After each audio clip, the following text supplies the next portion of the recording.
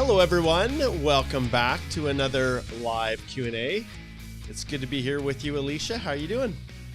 I'm doing okay. It's spring, but it sure does not look like spring out there in Alberta today. We're getting walloped by a snowstorm, but I think it's a good thing because we'll hopefully build up a little bit of snowpack here. Yeah, and that's what we out here in central, kind of southern Alberta, we are desperately needing more moisture. So I'm not complaining when it snows or if it rains or whatever here, especially in the spring, to try to give us a little bit more moisture because it's going to be pretty dry this year if we do not get more rain. So, all right. Well, we're back at it again. It's great to have everybody joining in. Some people I know posted comments. We'll pull this down here a little bit. Posted comments in the chat before we went live, and those ones often I am unable to pull up until we actually set the live stream.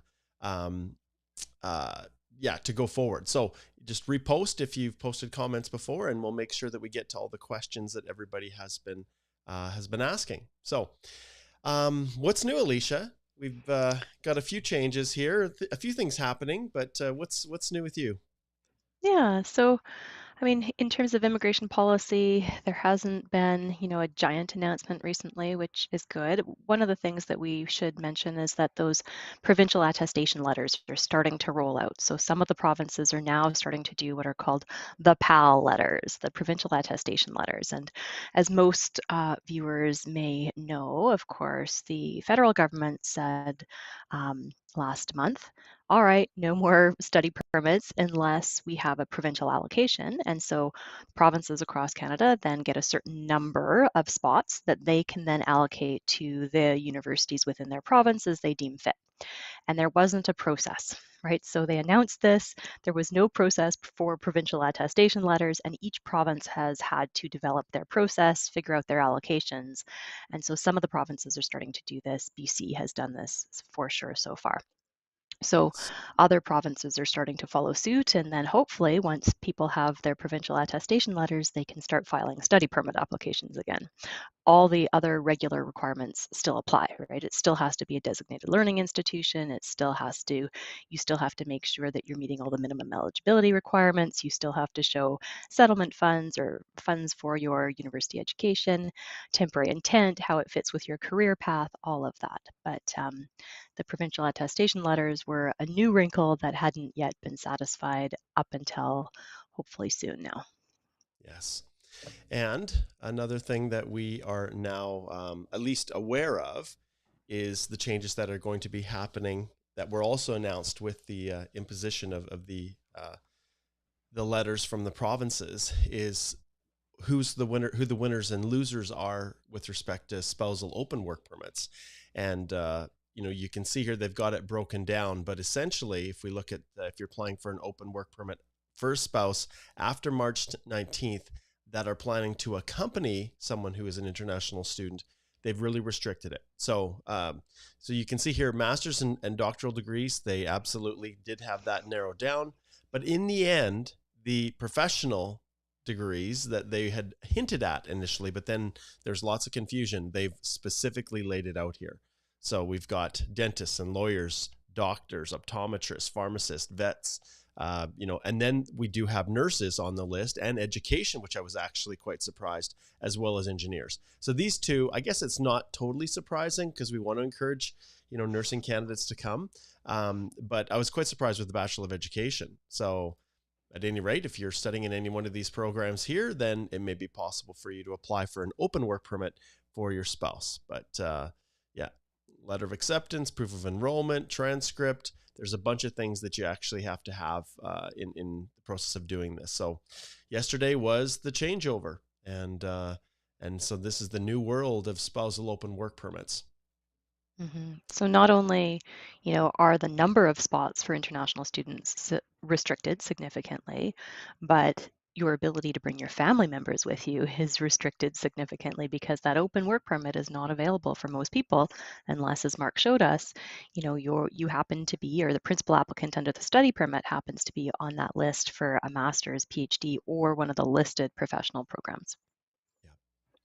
And as of this week, Alicia, we are yet to see our rounds of invitations drop. So the last one that we have here on our list was last week, and that was on March 13th, a week ago. That was for transport. And that one kind of snuck in. I thought, well, maybe they might do a STEM. But you can see relatively small numbers again. CRS is obviously lower. So, excuse me. Mm-hmm.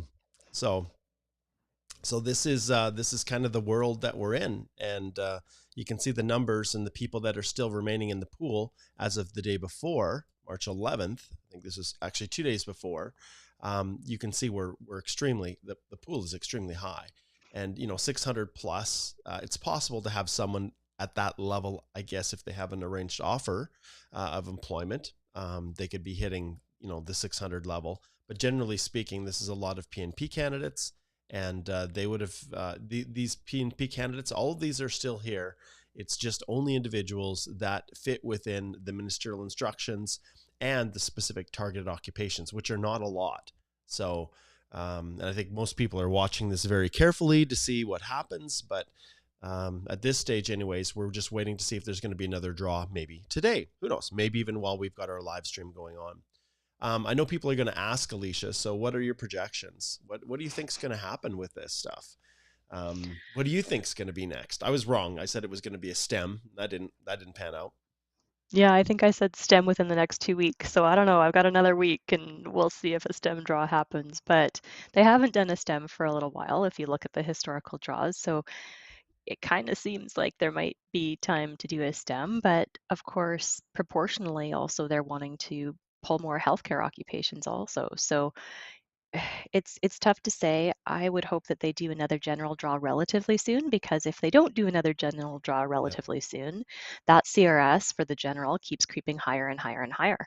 So we would hope that they do relatively regular general draws. And if they do that, then it kind of at least normalizes that CRS so it doesn't quite creep up into the 540s as much. Yes. All right, let's take a look here and let's see what we've got. Taj says, Taj, formerly chatting you from Nigeria. I'm now chatting from Alberta. I've been busy with classes and meeting up with your live videos, but I'll watch later and say thanks for all you do. Thanks so much, Taj. I appreciate that. And I'm going to adjust my little audio here so that I can give a few little applauses here. Okay. Let's see right here. So Arsha says, I got my ATIP notes, but IRCC said, am satisfied this is a B1 application, but dates of conference have passed and review required. I'm stuck at review of eligibility and remarks since 10 months ago now. Okay, this is quite disappointing. As far as B1 application, not quite sure, Arsha, what your that's a US business visitor. So I'm not sure if it's business if you're destined to Canada or if you're destined to the US, but ATIPs also refer to IRCC. So maybe you're just conflating the two. Anyways, that's too bad, Arsha. We've seen a lot of this happen. Things just kind of stagnate and just don't get through. And then the purpose of your visit passes. And then they say, well, we didn't process it in time and the purpose of your visit is passed. So yeah, we're obviously you don't have a decision yet, but we feel for you. We feel for you. All right, here's a positive one. Kathan Patel says, I got my permanent residency this month. We'll give him some applause. Thanks, Mark and Alicia. Thanks for the masterclass. And that's actually a good segue because I think many of you probably know, but if you don't, if you're not aware, our Express Entry Accelerator, this one right here, I will just pull it up. We are doing our masterclass tonight.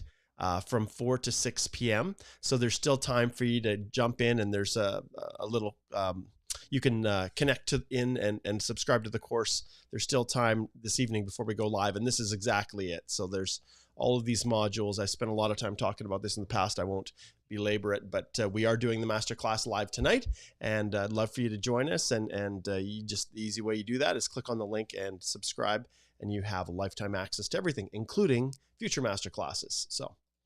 All right, let's see. Next here we have, let's see, G2D2. Haven't seen you for a while.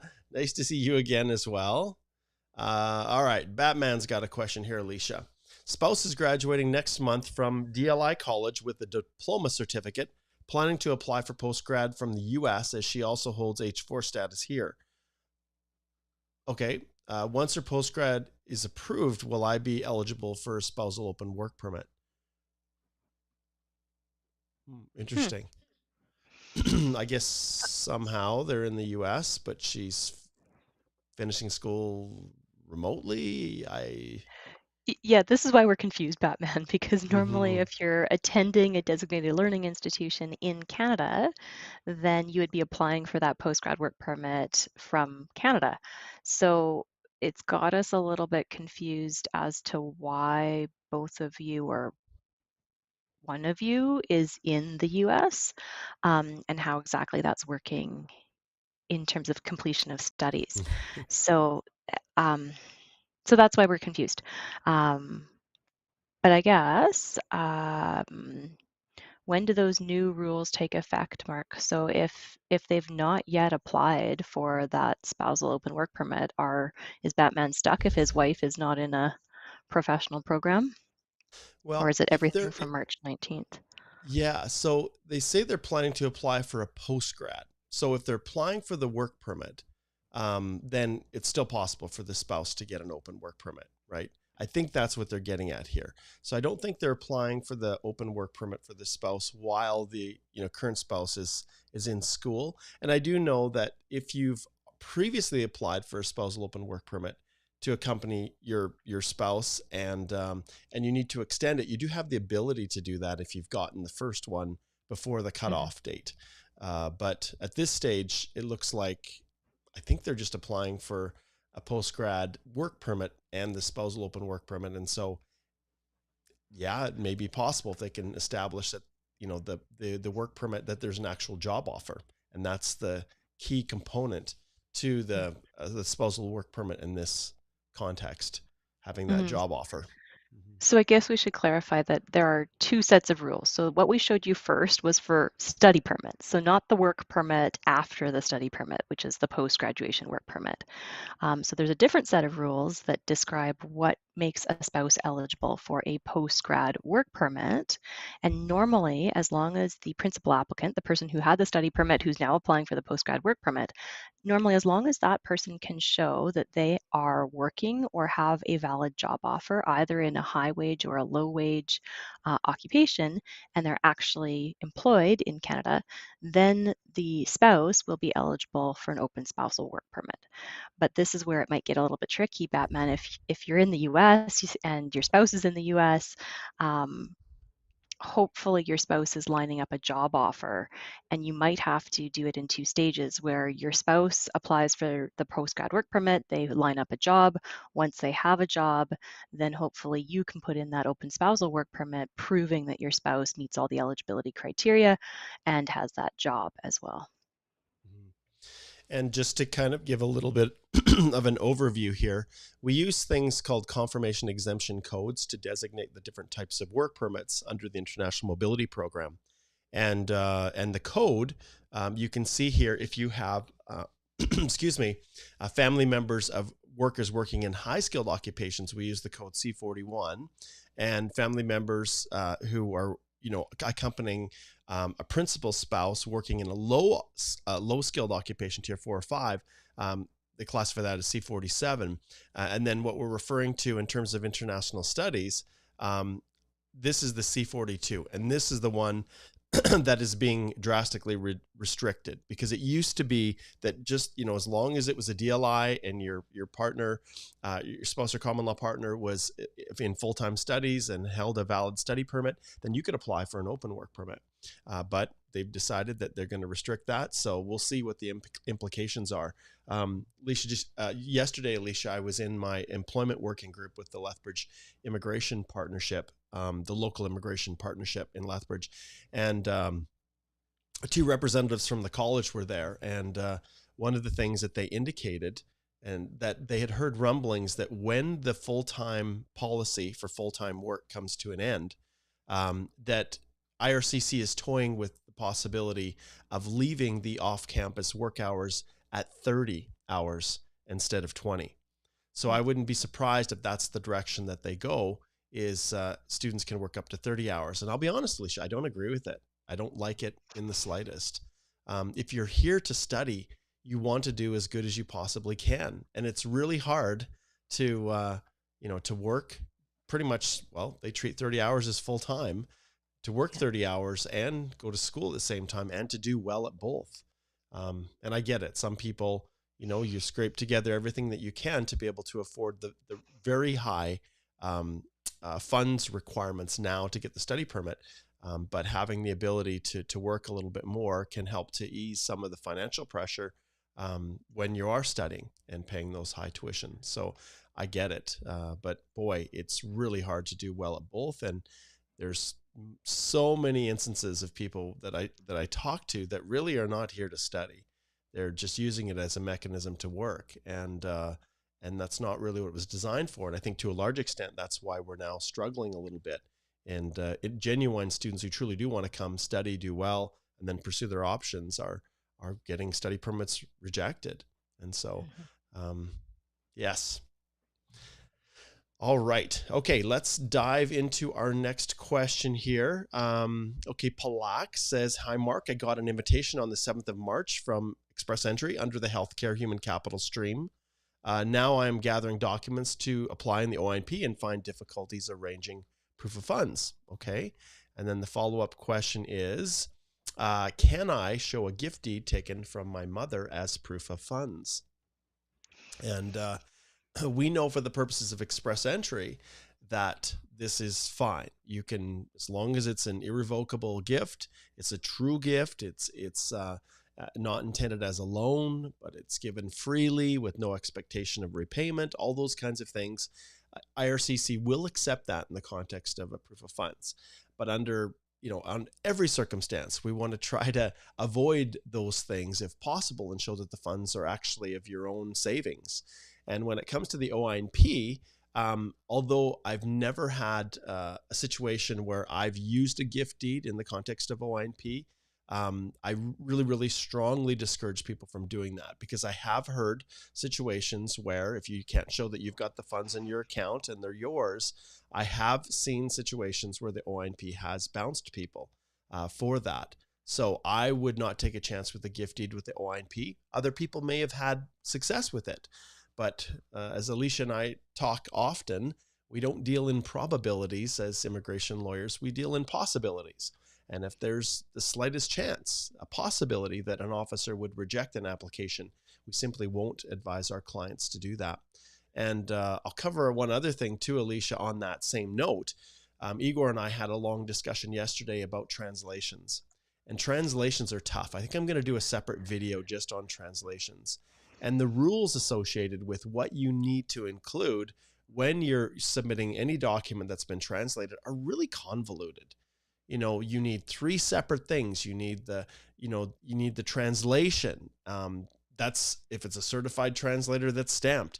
You need the document that it was translated from, a copy of it that is also stamped. And then you need the original document itself.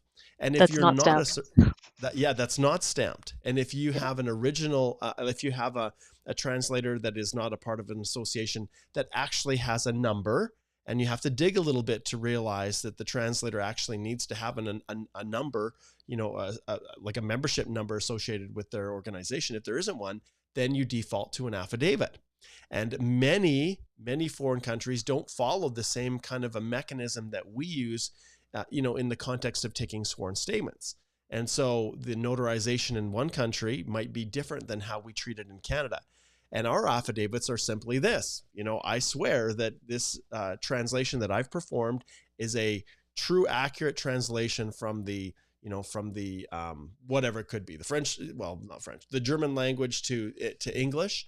And I swear that it's true, to the best of my ability, or whatever you might want to say. And then a notary or someone that can commission that affidavit says, yep, I saw them make this, this statement, and they are the person that has signed this. And that's really what an affidavit is. It's a sworn statement. But oftentimes that's not the case. We'll get translators who will just write the statement themselves and sign it. And that's not an affidavit. A self, declared statement that's signed without having been sworn in front of someone who can take, sworn statements isn't an affidavit. And the affidavit also has to refer specifically to the documents that are being translated, not just generally, but specifically. These are police clearance certificates from German that I'm translating to English. Obviously, those are, often written in multiple languages. That's not a good example, but these are the complexities.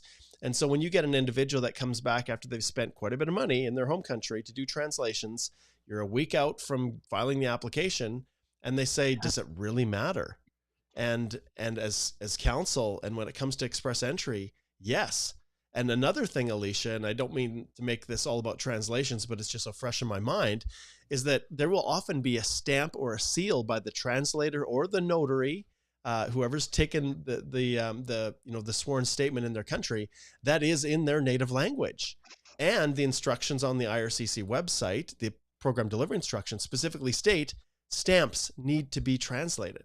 So you can see this circular thing. If the person who's notarizing, their stamp is not in English, then, how do you do a translation and notarize it when every time you notarize, other than here's the stamp, this is the translation, and it's the same stamp everywhere else, right?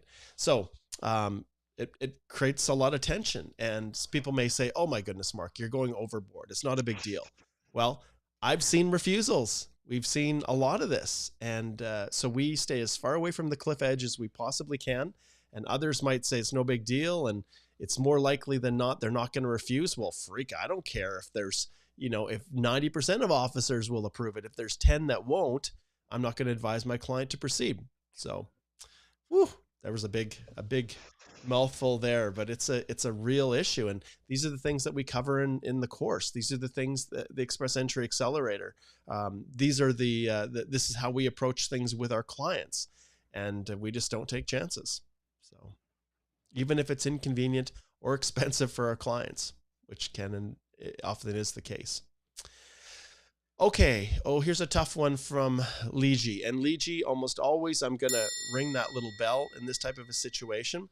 But hi, Mark. I'm in the implied status pending work permit approval. I have a family emergency that I have to travel out of Canada. Putting on the immigration officer's hat, how likely I will denied entry with valid TRV as a visitor. So you've got a situation here, Alicia, where they've applied to extend their work permit.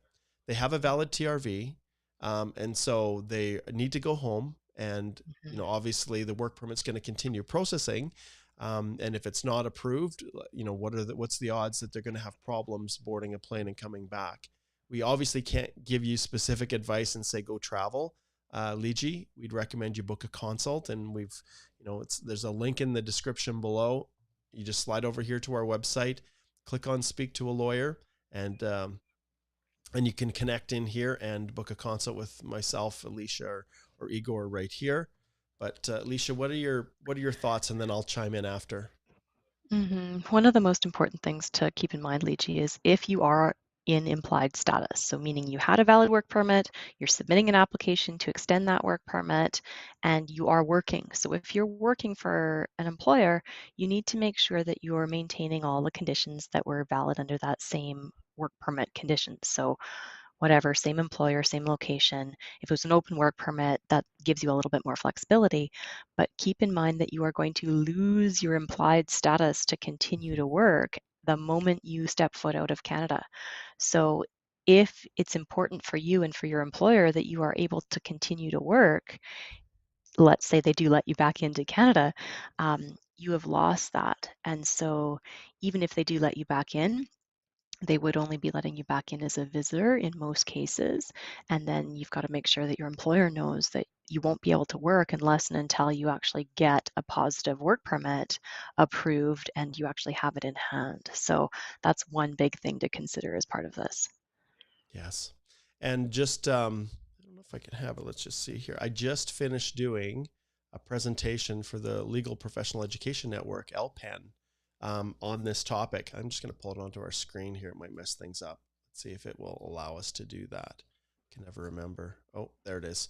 Yeah, so this is the presentation that I did, Flag Pulling in Port of Entry Applications, a practical guide. And this, this presentation, this is actually a picture of the Coots border crossing from the front of my truck as I was driving back in from Montana. But this that presentation I covered in depth just the challenges, anything can happen at a port of entry. Officers can make any decision they want. And generally I find officers tend to be reasonable as long as as long as they know you're not trying to, you know, border officers don't like to process work permits. They really don't. They see it as the job of IRCC, and that IRCC, it's not their job to bail IRCC out for their lengthy processing times. And in your situation, yeah, it's entirely possible that a border officer says, no, I'm not going to let you in. I think generally speaking, if officers, when you explain the situation and you have a valid TRV, like Alicia said, more likely than not, which is not what we're advising people to base their decision on, but definitely officers are going to be more facilitative in a situation where you've had to leave because of a family emergency, compared with, oh, I'm just coming down to try to flagpole and get a quicker decision on my work permit. They don't like that. So under all circumstances, Ligia, we recommend that you book a consult, and we can then talk about the challenges associated with, your situation here. And I would add to that too, if it's, if there's a hospital letter or a doctor's note, or somebody's actually in medical distress, make sure to provide proof of that, right? Don't just try to tell the officer that. Have something lined up so that you can actually substantiate it if that's what's going on. Yeah. All right. Palak says also, can I show 100% proof of funds as gift deed? If yes, then what documents are required? And this is a continuation. And so I would really avoid that for the purposes of the OINP, Palak. It's possible it could work, but for IRCC purposes, I've had lots of clients that have actually done that and got a gift deed from a parent, a close relative, like a brother or a sister. The moment you get into friends giving gift deeds, I'm sorry, officers are going to start to question whether or not those funds are really a loan and not a gift. And in the context of any gift, I always try to get a gift deed or a statutory declaration or whatever legal document, attesting to the gift and the fact it's irrevocable. We always try to include those, and we have samples of those in the Express Entry Accelerator course. But do keep in mind, just like Mark said, like when you look at the OINP requirements for settlement funds, they're very specific, right? They want to see ability to pay for minimum necessary settlement funds from bank accounts, right? Name of the financial institution, bank account number, balance, showing you are the principal account holder, right? If you have a spouse or common law, you can use those documents, but you also have to get a letter from your spouse or common law partner saying that you have access to those funds. They want to see fixed term deposits. They want to see mutual funds. They want to see a letter from the financial institution. Like there's nothing in there that allows a gift deed from a parent. It's all talking about specifically the funds that you have in your account in your name. So be cautious. Always, yeah. And that extends to everything. And once again, in the course, we talk about this. Anything that you, any time I should say, where you are departing from the specific instructions of IRCC, the courts have routinely upheld officers' refusals when people have not complied with the specific instructions on the website. And never before, prior to Express Entry, I never saw, federal court take they were more reasonable in terms of imperfections, as long as the spirit of the expectation was met. But now I remember Alicia seeing a letter, and often if we can't get perfect letters from banks in accordance with the IRCC instructions, we'll include 6 months of bank statements. And I recently read a federal court case, and I know there's always facts. The hard part is bad facts make bad law. But there was a decision where it was upheld, a refusal, when an individual didn't include a perfect bank letter. And the reality is many banks now, especially the online ones, refuse to do the letter in the form that IRCC wants it. You just can't get it. So I don't know if it was, the submissions from counsel or what resulted in the negative decision, or if there was other things at play. And sometimes judges will just, lump, reasoning in that really is probably not the best, but it was because of they felt the refusal was justified by the officer, after a holistic view of the whole process. And then they kind of, whether it's obiter or some other comment, tend to pull in some direction that really seems, well, I guess a very, very high bar to meet. So yes, you have to be careful. Absolutely. All right. HM225 says, hey, Mark and Alicia, thanks for the express entry course. As I have already received my COPERT, that's wonderful, for my landing. Can I carry 10,000 as cash and keep the rest in my Pakistani bank account as my proof of funds? So Alicia, do you want to tackle that one?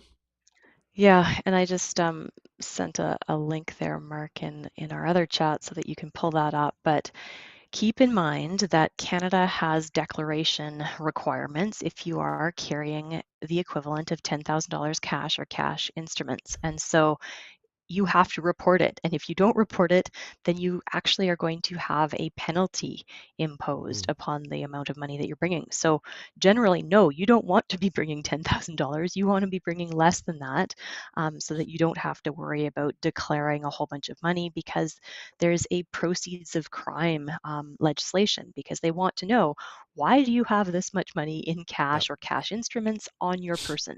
So it's Mhm. not generally a good idea, also just safety wise. So Yeah. Yeah. usually, Walking around with 10 grand in your pocket is probably not a good thing.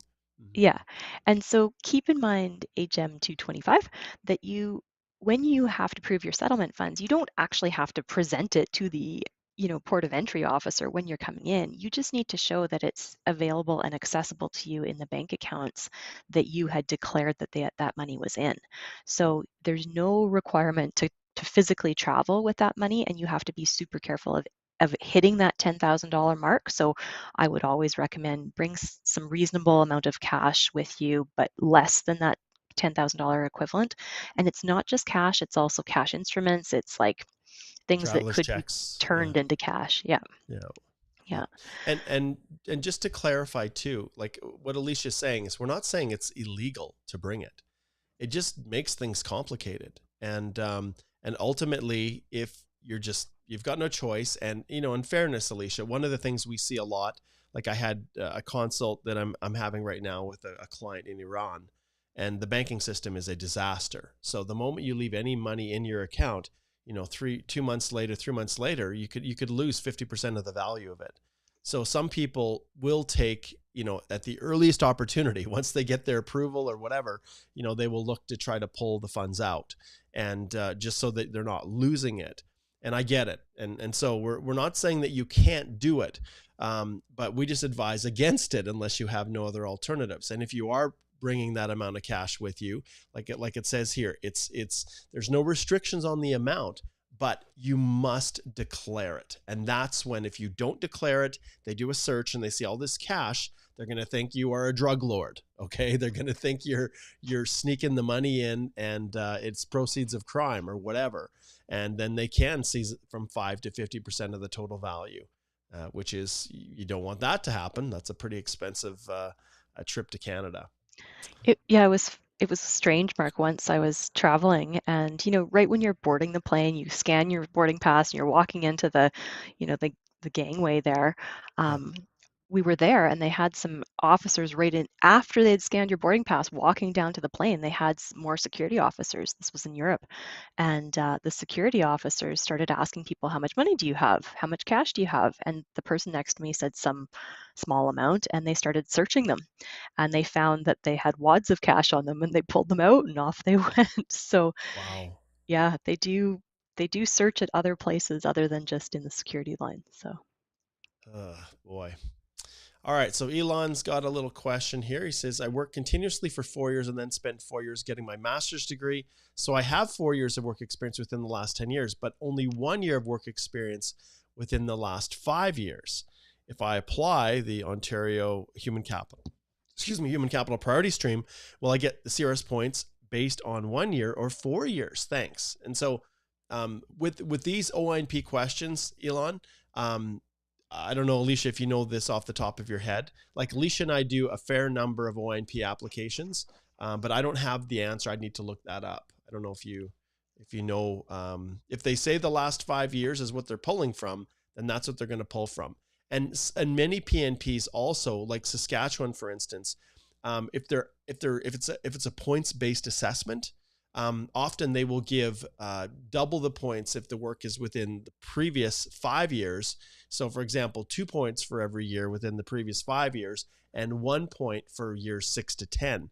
So, if it falls within those periods or the total number of years. So I don't know if you have a thought on that. I haven't looked that up, Alicia. Yeah, no, I would have to go back to Okay. ONP specifically. And so two things to check is the checklist, the program eligibility requirements, but then also go to the regs, right? So click the hyperlink that gives you the specific regulatory language for Ontario as well. Yeah. Okay. And then we've got another question from Rajendra. Rajendra, he says, how long does Nova Scotia PNP take in foreign skilled worker program? Okay. I'll address this from a from a global standpoint. Okay. As far as the Nova Scotia PNP, I'm sure you can look it up and see. But across the board, I want everybody to understand where there are no options for people, people will move or go to where there may be options available. We've seen this happen with Alberta, where just recently, and this is a discussion I also explained to many of the employers in Lethbridge, I have a session that I'm doing for employers with the Alberta Human Resource Association, where we're going to be discussing these options. And what we're seeing now is because of the crushing demand, if people can't find, opportunities in Ontario, where 50% of those students went, lots of people are moving to other provinces to try to get a job and see if pathways open. Whether it's the rural renewal stream in Alberta, whether it's trying to go through the Alberta opportunity stream, which previous to it being suspended last month was one of the most open, accessible programs within any provincial nominee program across Canada. So when a program is successful, sometimes it is, its own success is its detriment. And that's what happened with the AOS. So I think it was even up to September or October of last year, they had enough pretty much to fill the quota for the entirety of this year. And it is, I'm just going to pull it up here because I just want to show this. And this is, I just use Alberta as an example. But the reality is, let's flip over here. But the reality is, if you look at processing times and inventory for the Alberta Advantage program, you will see here that this is their quota. So we still don't see an update. I haven't seen an update in terms of the allocations. They expect that it's going to increase to more than 10,000, but they don't have the numbers yet, and I haven't seen them being released. So they have this amount of numbers to work with, and the numbers are kind of set.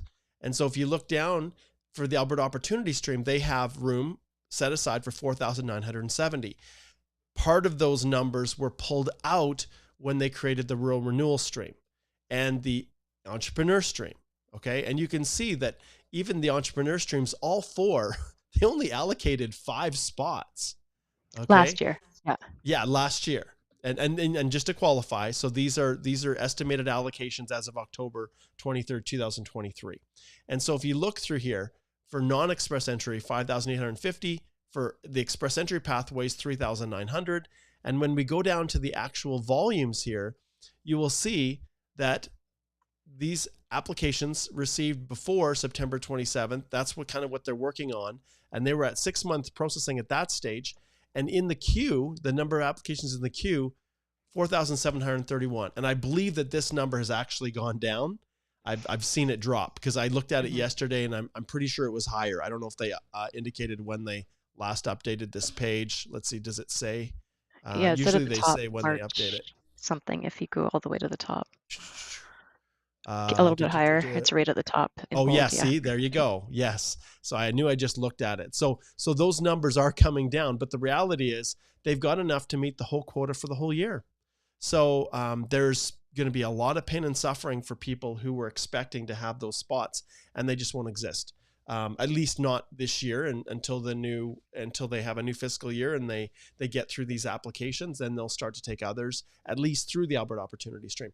So Rajendra, this is across the board. You are going to see processing times increase for the vast majority of PNPs, or if the processing times don't increase and they want to keep them short, essentially they're going to cap them, and they're going to close programs temporarily, put a pause on them, and then open it up when they're ready to process faster.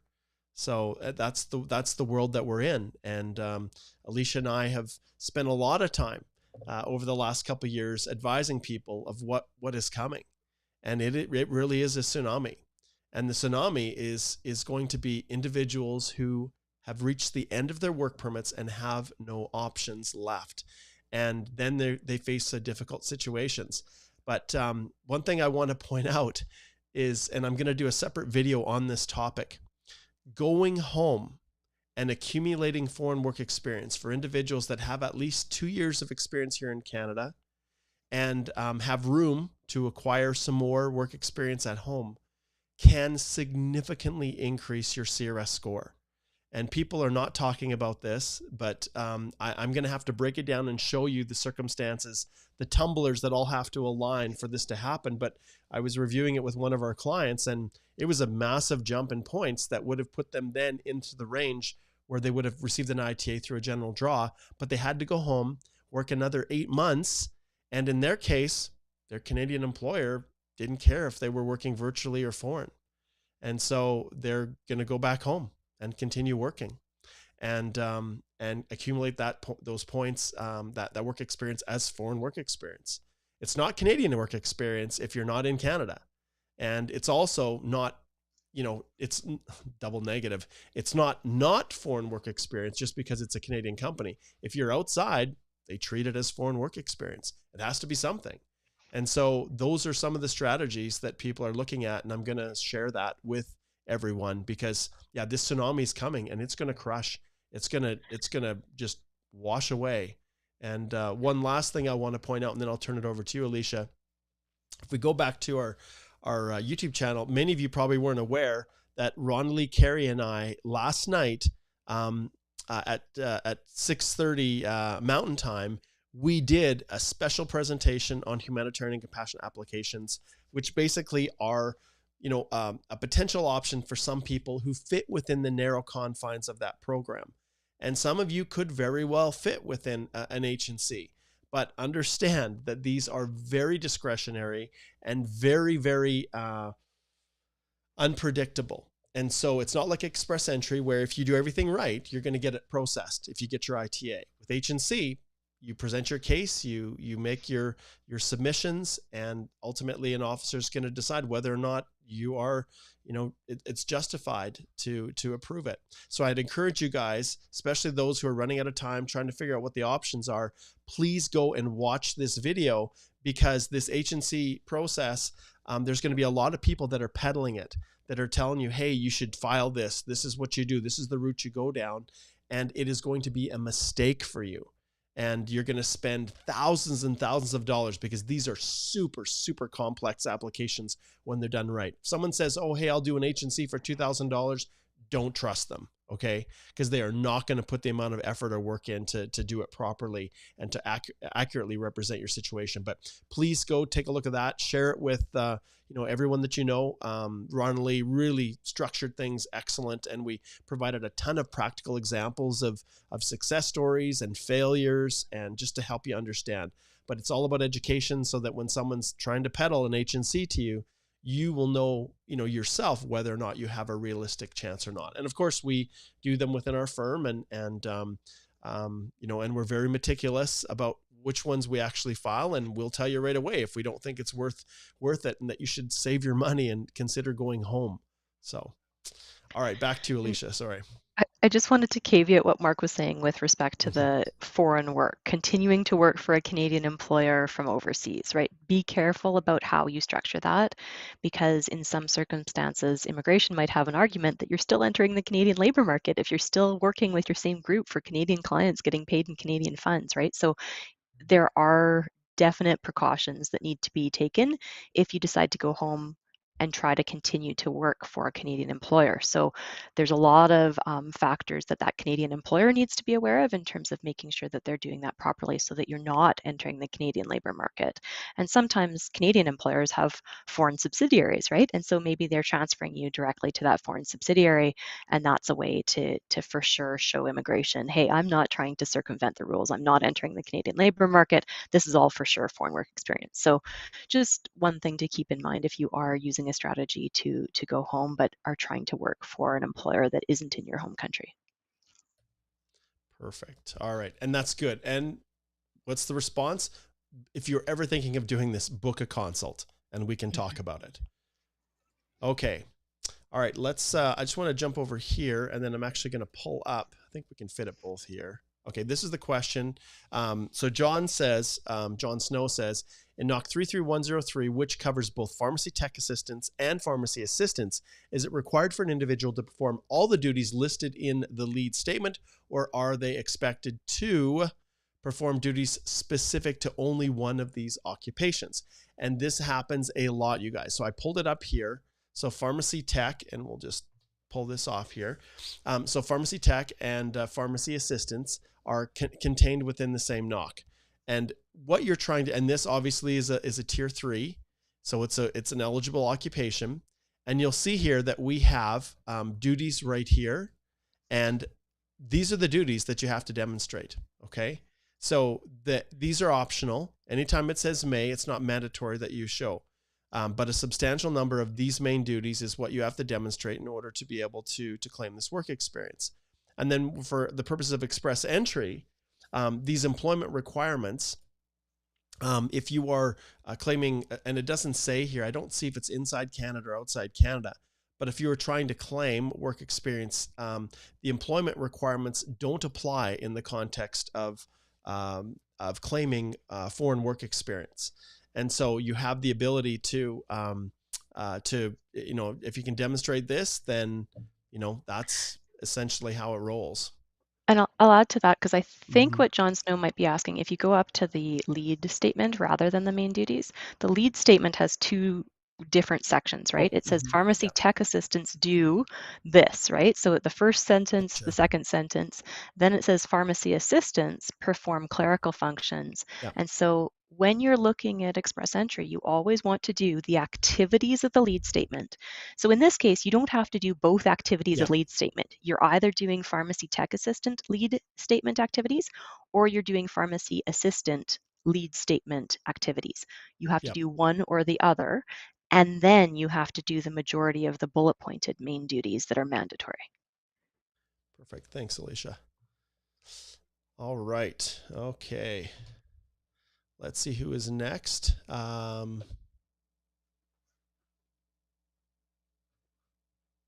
see. This is weird. Perul, I'm not sure exactly what you mean. Sir, ma'am, where in the express entry profile the representative name is mentioned? I don't know what you mean. There's a representative section within express entry profile, Perul, where you disclose if you're using a representative, you disclose their information there. So if you go into your profile, you can see in that representative section. But other than that, I guess that's where you would see it. I'm not sure. Yeah. Okay.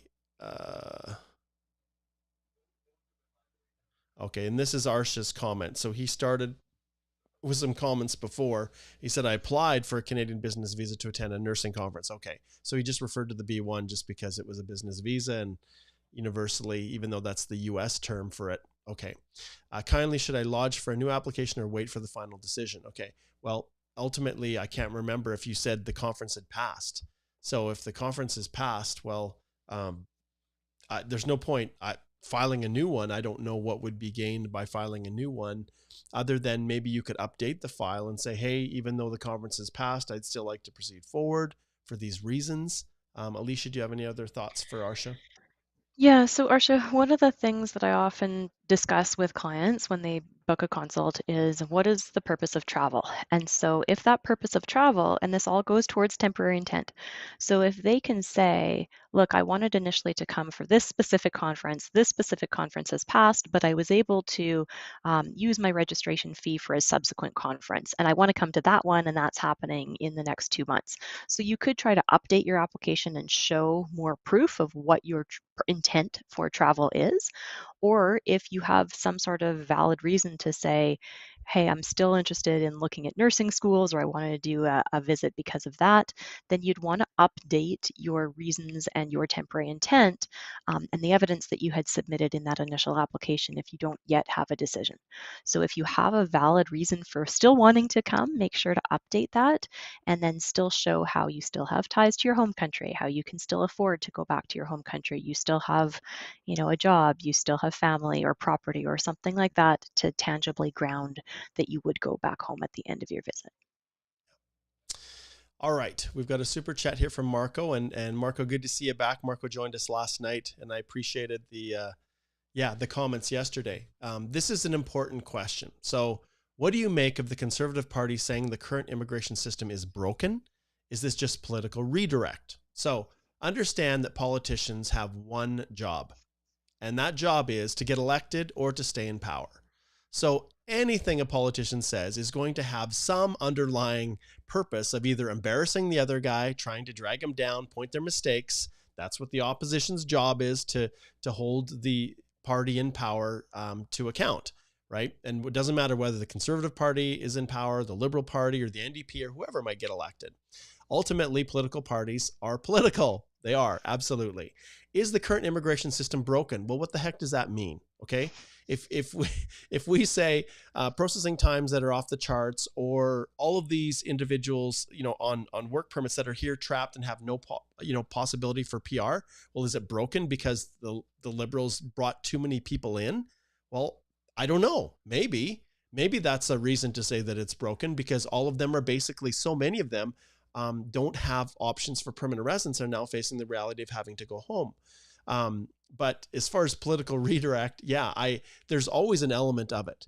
Every single opposition party will do everything they can to embarrass the guys in power and hopefully take votes away from them. And we've got an election coming.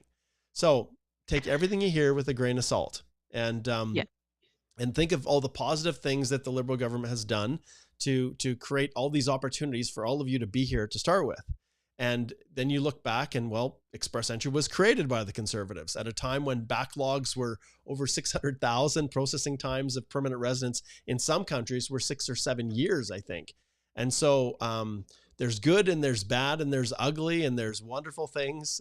But as far as the system being broken, I've got my own thoughts on it. But Alicia, what are your thoughts? I mean, I think the very definition of broken is not functioning. And clearly, we currently have a functioning system in immigration. People's work permits are getting processed. People's applications for permanent residence under Express Entry are getting processed in an average processing time of 6 months, right? That system is functioning. Are there delays in certain countries for certain types of permits? Yes, there always are. So, we have the rule of law in Canada. We have an administrative system that is alive and well. Could it be better? Absolutely, for sure. There are ways that we can always look for improvement within the system, but it is still functioning. People are still getting processed. Indeed, they are. All right. Darshan says, hi, Mark, postgrad work permit expiring, but PR, PR support of LMIA expires next year. Can I stay as a visitor until my file, I think, is picked up with a score of 519? So I think what's happened here, Alicia, is that they have managed to find someone to do an LMIA, a permanent LMIA, to support their permanent residence. However, even with that extra probably 50 points, they're still only sitting at 519 waiting. And so how would you advise them, because their work permit's expiring, and they didn't do a work permit. Like, I don't know why you would do in this situation a permanent LMIA and not do a dual purpose that would allow you to transition your work permit. I don't get it, unless the underlying permanent LMIA was really not a genuine one. But what are your thoughts, Alicia, for Darshan here? So of course, right? We're never going to provide legal advice because we have one line and we just don't know your life circumstance. So we would say book a consult. So I'm not going to provide advice, but I would say when an employer is applying for an LMIA, they have an option. They can either, so this is what Mark is talking about, they can either apply for an LMIA to support permanent residency, or a dual intent LMIA to support permanent residency and in the meantime support your work permit. And that is what we almost always recommend to our employers and to our clients is you do an application that is dual intent so that yes, it's used to support somebody's permanent residence, but it's also used to support transitioning to an LMIA-based employer-specific work permit so that when your PGWP expires, you then transfer, you do an application from inside Canada to change or update conditions, the 5710. You provide a copy of that approved LMIA, which is dual intent to also support your work permit, and that is then going to give you more time so that you can not have to be on pins and needles about the CRS score, and it'll give you a little bit of breathing space so that you hope that CRS is going to come to a reasonable level. So I'm not sure, Darshan, why your employer wouldn't have applied for a dual intent LMIA. So that's the key. Yeah. I'm just going to slip over here. Anyone who's working for an employer who doesn't really know much about the temporary foreign worker program or what the options are, what they need to do if they want to keep you, please direct them to the Canadian Immigration Podcast. Starting at episode 100, Alicia and I went through meticulously all of the various aspects of the temporary foreign worker program, and now we're working through the international mobility program, but every aspect of the process. And, you know, if your employer is driving, commuting to work, this is a great series to educate them on how this all works. So episode 100, how to hire a foreign worker. And, you know, does your employee need a work permit? How to avoid the need for an LMIA. And then, you know, where most companies go wrong with LMIAs. Top 4 reasons for refusal. Got a trivia. Man, we should go back to trivia, do another trivia. That was fun. You know, so the LMIA is approved. Now what on the work permit side? And so there's just a ton of episodes that we've covered all aspects of the temporary foreign worker program and beyond. So whatever you do, please go back and check these out. We started those last year, and there's just a ton of resources here within the Canadian Immigration Podcast, as well as you guys right here. And we've talked about this repeatedly. We've got a ton of blogs that we have done on all different topics that are, you know, what's happening in immigration. So strongly encourage you to go check this out as well. And finally, the channel itself. All you need to do is go here, do a search, and you can pull up all kinds of content. We've got, you know, almost 880 videos here now that, you know, obviously pay attention to the date and you know, the older the videos are, some of them might be outdated in terms of the content, but, you know, we haven't seen a ton of change, especially within express entry, as to the substantive adjudication of applications. So there's lots of resources there, and we'd encourage you guys to check that out and use them. They're free. All right. Okay. Let's see what's next here. Let's see what I've got. We'll give a shout out to Spider-Man. He says, hi from Van Cleek Hill. Boy, my friend, I hope things work out for you. Oh boy, I hope things work out for you. David says, points are going down. Do you think that everything will be around 485, 496 CRS score? I can answer that one, Alicia. Heck no. No, I do not believe that. So. For years and years, I don't believe that anything is going to change until the time period when they stop admitting thousands and thousands of people. The people in Canada are flushed out, and then we kind of do a reset. You know, then and as long as the French is 50 points for French and Francophone, I don't see it coming down. I just don't. So, alternatives. Oh, I've got Arsha. Arsha says, you two are beyond amazing. Oh, this is how you get your questions answered, my friend. You two are beyond amazing and so adorable. Well, that's so nice. I love being adorable. What an amazing information that you do lay out to the audience. Keep the great job. All right, we'll give you an applause. Okay. All right. Let's see here. What do we got next? And we want to appreciate everybody. We've got a good group of people that are tuning in. For those who are tuning in for the first time, Alicia and I are immigration lawyers here in Canada, if you're not aware of that. And we've been doing this for years. And this is our way to give back. And so when the time comes to book a consult, we hope that people will think of us and they will choose to hire our firm. That's why we do this. But also it's to help people understand that, you know, we have the ability to assist, and we demonstrate our ability through taking questions right off the cuff and doing our very best to give you information that can help you and direct you. Now, we pull questions, generally speaking, that are going to be the most benefit to the 200 people that are watching right now. And we know that each of these live Q&As will ultimately be watched by thousands of people after. So we try to make them as beneficial as possible. But if you're in a situation where you have a specific question like we've addressed, we ring that little triangle and then we tell you to slide over, and there's links in the description to book a consult with us. And I just had a consult with someone yesterday, and their work permit is expiring in 2026. And I love that because I was able to give them direction, help them to maybe just pivot their course, the path that they were on, just a little bit, to give them more options ultimately to get permanent residence in the future. Now, every piece of advice we give is based on the law as it is that day, and things change for sure. But the worst is when, well, let's say their permit's expiring March 25th, 2026. Well, I like those consults a whole lot better than March 25th, 2024, if you know what I mean. And so there's a whole lot more I can do to direct people and give them advice when there's time still left. But if it's the dying moments and you've exhausted all of the other free, groups online and your WhatsApp groups and whatever else, and now you come to me after you've exhausted them all, or heaven forbid, you've got a refusal, Alicia and I are extremely limited then in what we can do to help you. So consults in advance are the best money that you could ever spend to get direction, understand what options you have available, and develop an individual immigration strategy. You have to do it now. You can't just rely on the natural flow of things because everybody is. And at the end of that river, that flow, there's a dam and there's only so much water that's being let through that dam. And that's the annual levels plans. And we've talked about this in the past, but we'd strongly encourage you to book a consult.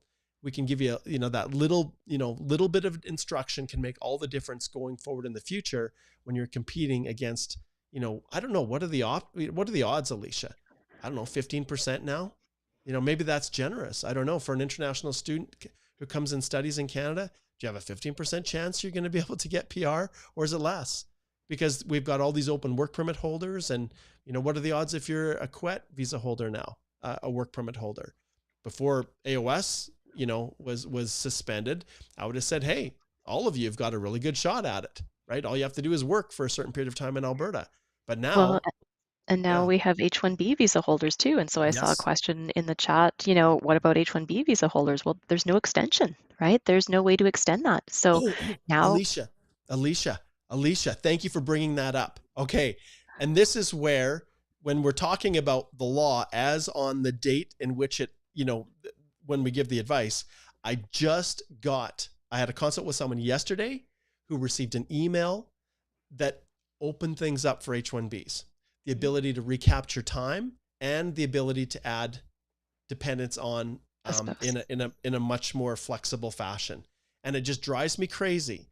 And this is where I get frustrated with the governments in power who are trying to get, and once again, I'm not being critical of the Liberals because they all do it, but these flashy big announcements, and then they don't bloody well figure out how they're going to roll it out. It's all about the big splash, and then, okay, IRCC, go figure it out. And I feel for the department because then they're scrambling. They don't have the time. They're stretched already. And the H-1B was a freaking debacle. And that's on Minister Fraser. He went to the collision conference, made this big announcement, and they didn't even know how to roll it out. And when they did, it was just a disaster. People had to get up. Well, we got up at like 3 a.m. with my client to do it because it looked like it was going to go live at 5 a.m. Mountain Time. It was just horrible. And people were, these are people's lives. And so, yeah, so I can be definitely critical of that. Is the system broken? No. But how you roll things out, you don't do it that way. Put it in place, then have a wonderful announcement, and then everything's good.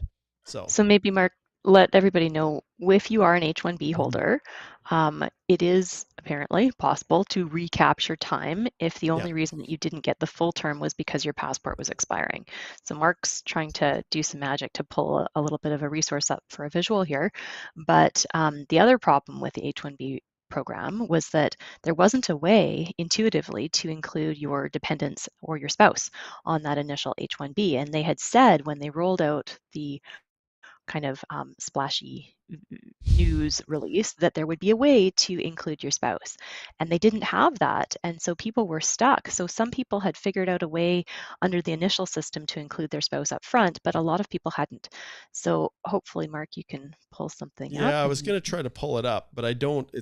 There's a lot of confidential information. I think it'll mm, take me too long to try to convert it and then redact, but I'll just read it. Okay.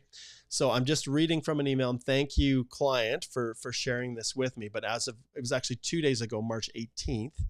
So if you've already applied and your passport is valid for 3 years and you've got a work permit approved that's valid for 3 years, ignore this message. Okay. So if people did what they were supposed to do in the beginning and got the max 3 years, then ignore it. Otherwise, please review the following message. This is a reminder that the H-1B public policy will issue open work permits for up to 3 years or to the validity of the passport, whichever comes first. If your passport expires in less than 3 years, your work permit will expire at the same time as your passport. If you applied for an open work permit or study permit as a family member, your permit will be issued up to the validity of the principal holder's work permit. We know that. And then it says you may be eligible to extend your work permit if it is valid for less than 3 years. And this is the difference. The H-1B open work permit is intended as a one-time measure. However, once you renew your passport, you may be eligible to renew your work permit from inside Canada for the remainder of the 3-year maximum duration offered under this public policy, which is a huge shift. And it's a direct 180 from what they said originally, because they were very clear that they were not going to do that. But I think this is what I think, Alicia, once again, poor planning constituted a horrible rollout, and the messaging was bad. And they never anticipated that the vast majority of applicants probably are being issued work permits that are, a year old or 2 years old, work permits 2 years long, because passports are expiring. And they must apply to extend before December 16th, 2026. So, and then it gives the requirements for meeting what you must meet to meet the following requirements to be eligible. And I'll cover that, but I'll just, I just wanted to bring that up. And, it's a classic example of where, it's kind of bait and switch. They say one thing and then they flip and make changes. And the hard part is I know that some people chose not to proceed with their H-1B. I had the consult with someone yesterday because they just felt, well, I can't renew my passport. I'm only going to get 11 months. So what's the point? And there's people that were caught in that world. And in this case, the client had received a passport request and chose not to proceed. And it's been like 3 months, so blown past the 30-day to submit the passport. And I said, well, okay, you've got this letter, this email from them. Go beg for an extension, because they're in the midst of extending their H-1B. And so this is the world that we're in. And Alicia and I, we live it every day. And, what we talk about yesterday, even today, we could get a message that completely changes things and the direction that we're going tomorrow. So you need to subscribe to the channel and keep coming back to watch. All right. I don't know if there's anything else. There's a lot of comments, questions. Is there anything else, Alicia, that you thought would be really important to pull up before we wrap it up? I just wanted to circle back to Parul Oswal. And I think the question was, who puts up it says, sir, who puts up our file? Does the consultant's name, is that mentioned in the express entry profile? And I want people to be very mindful of the fact that if you are paying someone to assist with your immigration application, it is illegal to pay somebody who is an unauthorized agent. So the only people who, under the Immigration and Refugee Protection Act, Section 91 of the Act, who are authorized to provide legal advice are immigration lawyers or regulated immigration consultants, or in some circumstances in certain provinces, certain types of paralegals. However, if you have somebody who is taking over your profile or created a fake email address and doing everything for you and you don't understand what's going on, this is not allowed. It is illegal. And so if you don't understand what's on your application and your express entry profile or your EAPR, you need to take back your own application and hire somebody who is legitimate, who's actually going to be properly representing you and who could legally charge you money. Otherwise, you're working with an unauthorized agent, and that is illegal. So make sure that you know exactly what is being put in your application. And if you do have a representative, for sure you can identify them, and they have to be a regulated consultant or a member of a law society from one of the provinces in Canada. And they put their information there and an authorized use of representative. The way that Mark and I work is a little bit different. We make sure that you have control of your own file, and we never hide the fact that we have provided assistance for a fee. We will provide you what we call an advice for consideration letter. We say, look, we're lawyers, here's our law society number, here's all of our contact information, but we're not taking over this file. You as a client are doing it all under your own profile. You have full control, full access. All you do is you share your screen with us. We don't take your passwords. We don't have access to your profile at all. You just share the screen with us. We go through everything in nauseating detail to make sure that absolutely everything is as complete and correct, and you are satisfied with it before you submit it. But you are in control of it. And so if you don't know what's going on with your application, make sure that you do. Yes.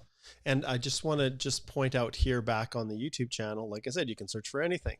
Well, I created a video on how to fire your consultant. Well, or you could add lawyer in there and take back your express entry profile. Sometimes you don't know what's happening and your consultant has filed through their own representative portal. Well, the reality is that's your application, not theirs. And they're representing you for as long as you want them to. And there is a mechanism in place where you can create your own IRCC secure account and pull your application back unilaterally. You don't need their permission to do it. And so if you've lost faith in your representative, regardless of who they are, you have the ability to do it. Now, I did this 3 years ago, and I think for the most part, the instructions on how to do it are still the same. But I'm not counseling you guys to terminate your relationship with your representatives. By and large, if you do that, your money's gone. But you should talk with them, make sure that there's expectations clearly laid out as to you wanting to know what's in there. And if they're reluctant or unwilling, or if you have any doubt or concern whether or not they are actually an authorized representative, you can look that up. You can ask those questions, but don't go willfully blind into this, because IRCC, if there is anything wrong, they will not allow you to blame the consultant or the lawyer or whoever's representing you if things aren't done perfectly. It will rest with you. And so that's one of the reasons Alicia and I absolutely love doing what we do, the way we do it. Is it as profitable as having, a stable full of paralegals underneath us that are doing all the work that we pay, $20 an hour to? Well, no, it's not. But Alicia and I, we sleep good at night. And the reality is we know that we've covered all the avenues, that we have gone through the application process in detail. And when you're doing it like that with us and you doing it directly together, collaboratively, and you are managing your own file, you have no questions about where things are at. You know exactly what's submitted. And for Alicia and my purposes, we find that this is the best way that we've found to work with our clients. And we love doing what we do. And whenever you say, well, okay, well, Mark, how do we work with you? It always starts with booking a consult. So we'd encourage you to go and check that out. All right. Well, I think that covers, I think we've got everything here. I think we've covered everything. Mm-hmm. Yeah, there's somebody saying that we haven't answered their question, but I can't see it. So yeah, and understand not everybody's question will be answered. We only have so much time to go through, and let's see here. I think Marco, did you? I'm just looking here at our comments. Let's see. We do have one more, and it's always difficult, you guys. Sometimes Trill. I don't see it. Okay, so I see Reaction TV 121 had a question, and it was. Well, I see a little super chat here from Trill Raw, and I don't know if that's just a nice little thank you, Trill Raw, or if it's PGWP expiring end of August, going to do sponsorship application for PR through Canadian partner. Oh, there we go. Okay, there we go. Let's hit it. There we go. Okay. Whoops, let's pull this one off here. All right, so postgrad work permit expires the end of August. Going to sponsorship application for PR through Canadian partner and applying for spousal work permit once I receive the file number. If I apply now, will I get the work permit before my postgrad expires? We will marry June. Okay, so this is one of the problems with this process now. In the past, Tro-Ra, we were able to include an open work permit application with an in-Canada spousal sponsorship, and it would allow you to maintain status. But that's not the case anymore. With the PR portal, we have to file the spousal in Canada. We have to wait till we get the acknowledgement of receipt, and then at that stage, submit the work permit application. So in terms of processing, will you be able to get that sponsorship through, get your acknowledgement of receipt, and then file before your work permit expires by the end of August, March, April, May, June, July? Maybe, maybe. If you look at current processing times, all they show with the processing times is the completion of the spousal sponsorship. And so if we go here, and I'm just going to pull it up, and you guys can all do this yourself. You pull it up, and we'll go to family sponsorship, spouse living inside Canada. And then, of course, we're outside Quebec. Processing times are at 9 months. So, that's positive. It's continually starting to go down. Like last I looked at it, it was at 10 months. So the question is, are they going to, receipt the application and kick back an AOR before? Boy, that's a tough one. I don't know. Alicia, what are your thoughts? Well, it is going to be a tough timing issue, because if you're only getting married in June, you can't submit your spousal sponsorship until you are legally married and you have your marriage proper certificate back. And depending on what province you're in, there's usually a delay, because you normally have to apply to get your marriage license, and then once you have actually gotten married, you have to have your marriage certificate, which is the one that's properly registered with your civil authority. And so sometimes there's a delay. I know in Ontario, I think there was like a 6 to 8 week delay last time I had a client go through that process. So you might not be able to continuously have the ability to work. You might have to go on to visitor status, and then once you get your AOR back on the spousal, then you can submit that spousal open work permit, which might have to happen. But book a consult if that is happening to you, because you do need to make sure that you are not in a situation where you're working without authorization. And then there's always the tactical decision of, do you do this as a spouse inside Canada category, or do you do this as a family class outside Canada spousal application? And there's benefits and risks of both. I have a blog article that lays out what are the risks and benefits of an inside Canada spousal versus an outside family class sponsorship. So take a look at that, because that can influence your decision as well. So of course, if you're doing an outside Canada sponsorship, usually you don't have that ability to do the work permit. But maybe if you need to travel, that's the way. Or if you need appeal rights, if for some reason your application is questioned for genuineness, there's things to think about there. And then the last thing, maybe Mark, we can look at Reaction TV, and I just found Reaction TV 121. Yes, so you had filed an application under the self-employed category way back in December of 2021 and are wondering what's happening with the self-employed. And we hear you, the self-employed categories have a huge backlog. I think they released some recent statistics saying that best case you're looking for like a 2 to 4 year processing window. So these for sure are backlogged. It's good that you did get some sort of movement, it sounds like, relatively recently, but they definitely have a long backlog on the self-employed. Yeah. And I'm going to go back here and I'm going to show you. So once again, if you go here, and this is the world, so you guys can understand the world. You can search on the channel, and if you type in even self, it's Google, you can see here that these types of things are operating in the world of self-employed applications. You need to be very, very aware of the challenges that exist within that program. And I've done a couple on at least the self-employed PR, but I've done, just go here and search. There's tools and resources, but Pentay Jafari has had just a nightmare fighting IRCC in the context of self-employed. So the government doesn't like them. And let me explain something to you guys. We're already well into overtime here. Um, we've got a firm meeting we've got to get to. We've got staff waiting for us, but it's hard when you've got a good group of people. We have a really good group of people that are watching today, and so I wanted to try to get to as many people as possible. But the success of programs can often lead to their downfall. And when it comes to immigration, it seems like whenever there's a really, really good program, it becomes oversubscribed or in some cases abused and used for purposes that it wasn't intended to. And then fraud and things creep in and wrecks the programs. I think of the LMIA owner operator program. And when you've got a crushing demand of people who are looking to become permanent residents of Canada, and they're just not going to qualify through express entry, then you start to look at other avenues. And for individuals that have work experience in self-employed categories that are eligible, then obviously the self-employed program is designed for them.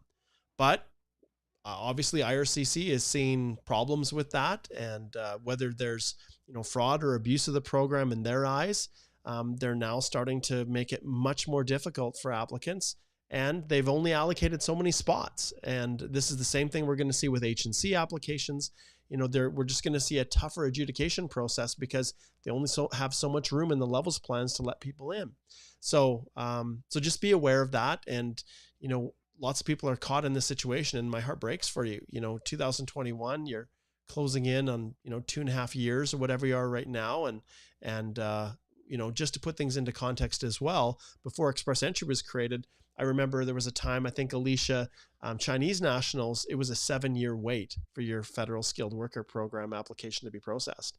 So the government tries to take some applications and in order to process quickly, well, you might get a quick decision, but you might not like the decision. So it's a double-edged sword. Okay, there is one last one that I need to address here, and that is one last super chat that Anna pulled in, and let's just hit her question quick. This is regarding proof of funds. Move that. Can we share only the first page of the bank statement explaining is due to the translation fees and saying we can send as many as needed if requested? So this is a perfect example, Anna, of the discussion that I just had. So when we have to do translations, it can get really, really expensive. There's a lot of, the ATIO translators will charge as much as $50 a page. And so if you've got bank statements that are 10 pages and you need 6 months of them, that's 60 pages times 50, right? It's what, $3,000 or whatever it is. So it becomes extremely expensive. So is it possible to make some modifications in terms of what you're including? Maybe. But Anna, it's so situation specific. And in your situation, like having the first page only of the bank statement, it depends on the context, right? And often if I am going to, and by no means, I recommend you connect with us, Anna. And I'm just trying to remember, you may have already, I don't know if you have in the past, but one thing I do, if I am going down that path, letters of explanation to explain everything very clearly, that they're just, the costs were astronomical, but you can provide them and are willing to provide them if they're needed. And then if I'm using bank statements, say to support work history or things like that, then the section within the bank statement that has the actual deposit of the employment income, I like to always include that in my statements at the very least, even if I'm using it for proof of funds to show, hey, these funds are mine. See, there's my employment income coming in. To some extent, I'll use that. But if space is a real issue because of the translations, just know that any departure from specifically what they've asked for is runs a risk. There's a risk that comes with it, and so you have to balance because they understand, Anna, they don't care about you. They don't care how much it costs. What are your thoughts, Alicia? Yeah, and so Anna, whenever you are trying to provide that letter from your bank, that's going to be super, super, super important. So if you can get a perfect bank letter, right? If you go to your financial institution and they have your name, they have all your account numbers, they have, your opening balance, your closing balance, your average balance for the last 6 months, and any of your liabilities that you hold within that bank. If you've got that all on letterhead, it's signed, it's properly written up exactly according to the IRCC program requirements for completeness, that bank letter is going to be golden, and that one needs to be completely translated top to bottom, fully there. Where you may have a little bit more wiggle room is providing, those detailed 6 months of bank statements. And this is where, maybe it's the risk level is up to you. But for sure, that bank letter then becomes so important to make sure that you have that 100% or as close to 100% as perfect as possible, plus the full translation. Tal is here. He says, that's true. Mark never asked for our password. We just shared our screen and he was able to help us write down all the LOEs and to confirm our informations. Yes, that's how we operate. All right. Last little direction back. Express Entry Accelerator tonight, 4 to 6 p.m. I have my masterclass. We will be having these. I've changed the model every 2 weeks. So if you can't make this one, no problem. There'll be another one in 2 weeks. And I strongly encourage you to subscribe now and get access to it. I've dumped on here a few of the past comments from past subscribers. And I also encourage you to check out the video that was provided by a client a few years ago. And so, yeah, you can learn more about it here, access it, and you can subscribe here. And the link is in the description below.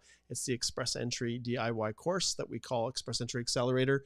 And it's 2024, you guys, because I rebuilt the whole thing from scratch, brand new, not a new version, but an actual recreation. Every one of the 69 individual lessons were all recreated from scratch. And Mark, I Yeah. wish I had the sound effect button because I would be doing the yay. Because that's, guys, this is like a Yeah. huge amount of time and energy that Mark has put in this because it matters, right? Everything changes and things are getting updated. And he completely reinvented this course because it is useful and it is helpful to people. So good job, Mark.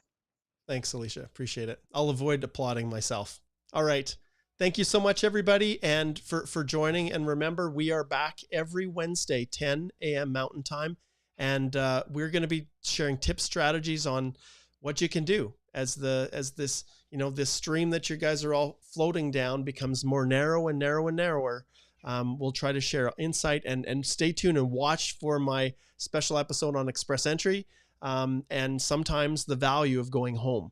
And that's what I'm going to be talking to you guys about in the next live. All right. Thanks, Alicia. Take care, everybody. See you tonight.